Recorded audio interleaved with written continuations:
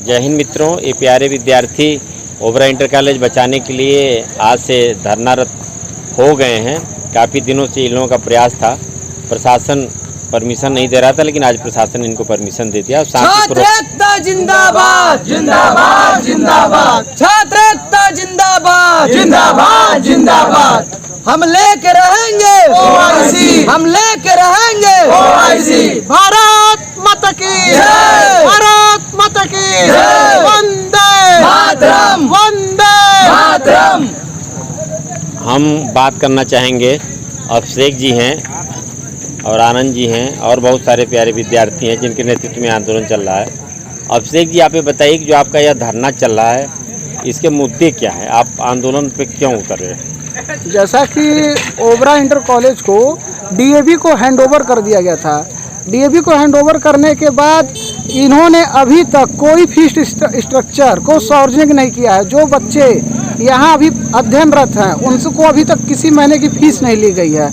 यह कहीं ना कहीं बोर्ड परीक्षा के आते आते यह एकाएक फीस वृद्धि की जो दरें हैं उन दरों पर यह जब बच्चों से फीस मांगेंगे और यदि बच्चे उन फीसों को नहीं भर पाते हैं तो उनको तो बोर्ड की परीक्षा से वंचित कर दिया जाएगा, जो उनके साथ अन्याय होगा। और जो छात्र फीस नहीं देंगे वो बोर्ड परीक्षा से वंचित होंगे। साथ ही साथ यह जो ओबरा इंटर कॉलेज है, यह तापी विद्युत परियोजना में जो डी ग्रुप के कर्मचारी हैं, साथ ही साथ आसपास के वनवासी, आदिवासी और गरीब वर्ग के जो छात्र छात्रा हैं यहाँ से शिक्षा ग्रहण करके समाज की मुख्य धारा में जुड़ते थे, वह यह विद्यालय के निजीकरण हो जाने के बाद से वह विकास की मुख्य धारा से काफ़ी बिछड़ जाएंगे। साथ ही साथ जो शिक्षा मूलभूत अधिकार है, हम सभी का शिक्षा अधिकार है, उसका हनन भी हो रहा है। यदि ओबरा इंटर कॉलेज को पूर्व की भांति परियोजना संचालित नहीं करता तो उसे गवर्नमेंट को हैंडओवर कर दे, क्योंकि यह विद्यालय सरकारी है। यह विद्यालय का प्राइवेट वर्जन नहीं किया जाना चाहिए। प्राइवेट कर से यह शिक्षा से गरीब वर्गों के छात्र छात्राओं को वंचित करने का जो सोची समझी साजिश है उसे हम कामयाब नहीं होने देंगे। हमारा यह धरना आज से प्रारंभ है और यह धरना अभी कुछ दिनों तक क्रमिक चलेगा। और यदि हमसे उच्च स्तर के अधिकारी वार्ता करने नहीं आते हैं तो इस धरने को आमरण अनशन में भी तब्दील किया जाएगा। हम अपनी मरते दम तक इस धरने को चलाएंगे और अपनी मांगों को पूरी होने तक धरने पे बैठे रहेंगे। हम दर्शकों और जिम्मेदार अधिकारियों को बता दें कि उत्तर प्रदेश के सोनभद्र जिले में ओबरा नगर में धरना चल रहा है। कभी ओबरा इंटर कॉलेज पूरे प्रदेश में नहीं, देश में प्रतिष्ठित था। यहाँ के बहुत सारे विद्यार्थियों ने यूपी बोर्ड में टॉप किया, आईएएस बने और विदेशों तक गए। प्रमुख बात यह है कि आज ओबरा इंटर कॉलेज जो इसकी यात्रा थी, सबसे पहले उत्तर प्रदेश राज्य विद्युत परिषद का दिन था। जब सन 2000 में 14 जनवरी 2000 को विभाजन हुआ उत्तर प्रदेश राज्य विद्युत परिषद का, तो उत्पादन निगम के अधीन आया। उसके बाद कोशिश होती रही कि इसको राजकीय बना दिया जाए, प्रांतीकरण कर दिया जाए, सार्वजनिक क्षेत्र में चलाया जाए।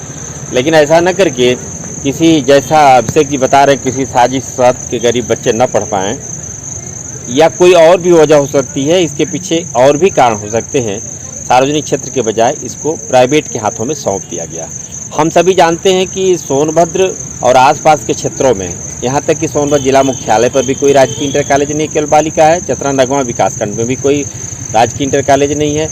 इवन चौपन और डाला, ओबरा कहीं भी राजकीय इंटर कॉलेज नहीं। ओबरा में भी है तो बालिका इंटर कॉलेज है केवल। अर्थात जिन बच्चों के पास, जिन अभिभावकों के पास पैसा नहीं होगा, वे बाध्य होंगे बच्चों की पढ़ाई छुड़वाने के लिए, कोई रास्ता नहीं बचेगा। मूलतः इन सब विषयों को लेकर के पिछले वर्ष भी विद्यार्थियों का आंदोलन हुआ था, एडमिशन रुक गया था। इन लोगों के आंदोलन के बाद एडमिशन शुरू हुआ, कुछ शिक्षकों की संविदा पर तैनाती हुई, किसी तरह से पठन पाठन सामान्य हुआ। लेकिन फिर वही स्थिति हुई, प्राइवेट के हाथों में दे दिया गया। बोर्ड पे जो ओबरा इंटर कॉलेज लिखा हुआ था वह भी मिटा दिया गया। और सामान्य तौर पर इस रोड से गुजरने वाले लोगों को यह नहीं पता चलता कि इस विद्यालय का वास्तव में नाम क्या है। अंदर कभी कभी बैनर पर कुछ और लिख दिया जाता है। आने वाले दिनों में जल्दी ही अभी यूपी बोर्ड की परीक्षा होने वाली है। अब हम इस संदर्भ में इस आंदोलन के जो संयोजक हैं ओबरा इंटर कॉलेज बचाओ संघर्ष समिति के, अभी अभिषेक जी से बात हो रही थी। हम आनंद जी आपसे जानना चाहेंगे कि जहाँ फीस वृद्धि की बात अभिषेक जी ने बताई है, शिक्षकों की कमी की बात बताई है, और जो आपके मुद्दे में CSR का मसला आपने उठाया है, सामाजिक दायित्व के तहत जब नई परियोजनाएं लगती हैं तो आसपास के क्षेत्रों में शिक्षा है, सड़क है, बिजली है, पेयजल है, इन सभी चीज़ों की व्यवस्था करनी होती है। तो इसकी जांच की मांग जो आपने की है, इसके पीछे कौन सी वजह है, क्यों ऐसी मांग कर रहे हैं आप? सबसे पहले तो सर इसकी वजह यही है कि यहाँ पे जितनी कम फीस पे पहले पढ़ाई होती थी उतनी ही फीस पर आज यहाँ पर विद्यार्थी पढ़ाई नहीं कर पाएंगे, ये जाहिर है।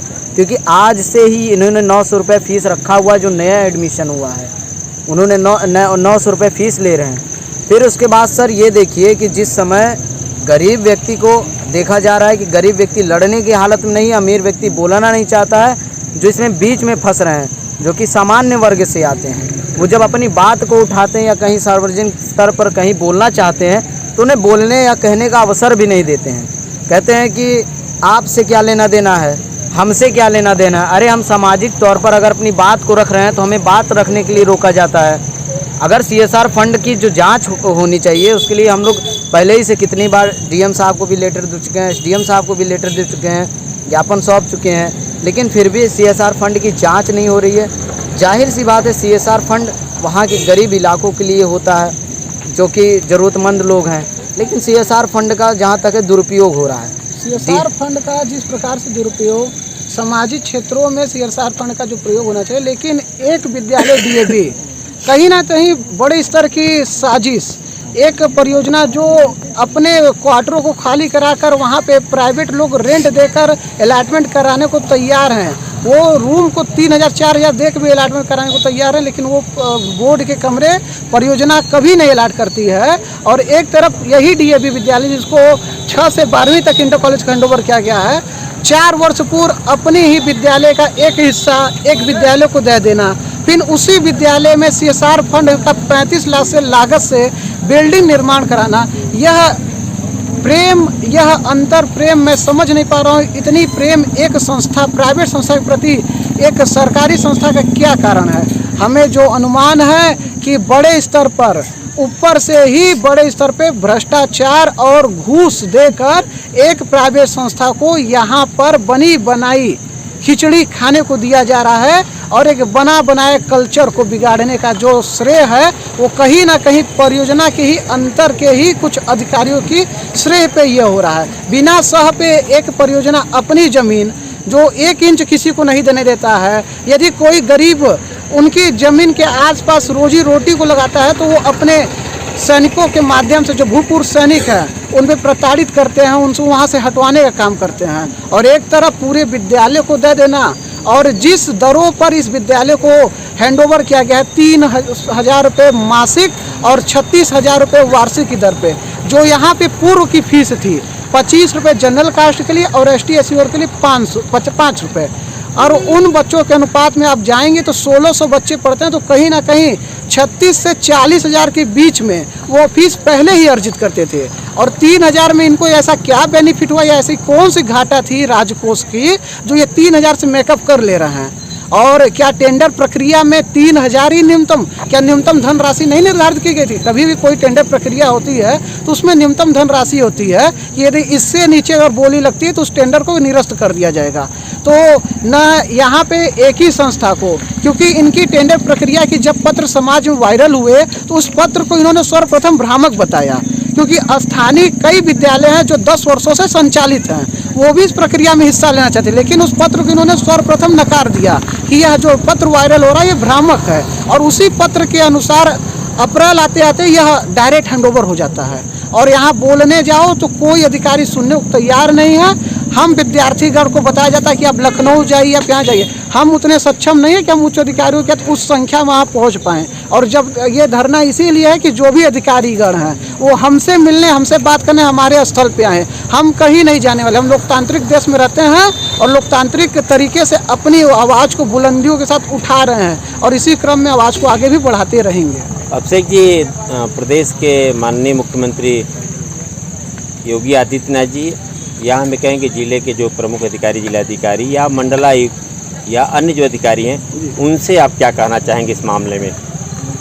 परियोजना और बड़े अधिकारी परियोजना की, जैसे पूर्व में एक माह पूर्व परियोजना के प्रबंधक साहब ओबरा गेस्ट हाउस में आए थे। हम छात्रगण उनसे मिलना चाह रहे थे, इस सिलसिले में बात करना चाहते थे कि ऐसी कौन सी ग्राफिंग हुई कि विद्यालयों के एकाएक निजीकरण, जैसे किसी विद्यालय को निजीकरण देने से पहले कुछ विषय होते हैं, ग्राफ चेकिंग होती है कि वहाँ पे बच्चों की प्रवेश दर में गिरावट आई हो या वहाँ पे शिक्षक की गुणवत्ता, यहाँ सारी चीज़ें होने के बाद एकाएक रातों रात जिसे कहते हैं फरमान, क्योंकि हम सीजीएम साहब से भी वार्ता की, उन्होंने बताया कि हमें डायरेक्ट फरमान जारी हुआ कि आपको दे देना है।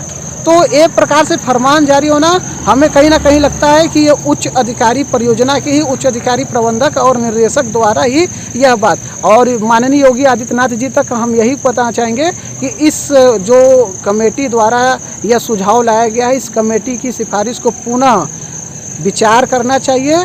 और क्योंकि उसी पैरा में लिखा हुआ है 2 वर्षों तक इसमें कभी भी अनियमितता के आधार पर इसे निरस्त किया जाता है। अनियमितता तो हो ही रही है, उसमें लिखा तो 2 वर्षों तक जो फीस है बच्चों की वो पूर्व की भांति लिया जाएगा। लेकिन अभी यहाँ जैसे तमाम छात्र बैठे हैं 12 में हैं और उनसे अभी 4 महीने से पठन पाठन चल रहा है, अभी तक उनसे फीस नहीं लिया गया है। एक भय ये भी है कि जैसे ही बोर्ड परीक्षा आती है वो बढ़े हुए फीस के दर पर अगर फीस मांगते हैं, बच्चे अगर फीस देते हैं तो उनको एडमिट कार्ड जारी होगा, नहीं तो उनको परीक्षा से वंचित कर दिया जाएगा। एक प्रकार से ये बड़े स्तर का छल किया जा रहा है और अभी तक उच्च स्तर के अधिकारी इसमें मौन है। ये मौन कहीं ना कहीं अंदर बंदर बाट के खेल में शामिल है। काफ़ी गंभीर बात अभिषेक जी ने कही और मुझे लगता है कि काफ़ी संवेदनशील मुद्दा है। इस पर उच्च अधिकारियों को या क्षेत्र के जो जनप्रतिनिधि हैं, विविध सामाजिक संगठन के जनप्रतिनिधि हैं, इन सभी लोगों को चाहिए कि विद्यार्थियों के पास आएँ, उनकी बातों को सुनें। और मुझे लगता है कि स्थानीय लोगों को इसकी जानकारी है, उन्हें इस आंदोलन में आकर के सहयोग करना चाहिए या इस आंदोलन को समाप्त कराने के लिए इनकी जो जायज़ मांग है उसको उच्च अधिकारी तक पहुँचाएँ और समाधान कराएं। इन विद्यार्थियों का काम पढ़ने का है, अगर ये आंदोलन है तो इनके पास कोई न कोई ज़रूर पीड़ा है। उन बातों को गंभीरता से लिया जाए, उसको अवॉइड न किया जाए, क्योंकि विद्यार्थी हैं, स्वाभाविक है कि इनके अंदर आक्रोश पनपता है, इनके अंदर ऊर्जा होती है। विद्यार्थियों से हम एक निवेदन करेंगे, आप अपने आंदोलन को शांतिपूर्ण तरीके से विधि सम्मत चलाएंगे, जिससे किसी प्रकार की कोई ऐसी गतिविधि न हो जो आप लोगों के ऊपर कोई आरोप लगे, और प्रशासन तक भी आपकी बातों पहुंचाने की कोशिश करेंगे। तो वह शीघ्र आप लोगों से मिलकर के आपकी बातों को सुने और उसका समाधान करें। भारत माता की जय, भारत माता की जय, वंदे मातरम। हम लेके रहेंगे, हम लेके रहेंगे।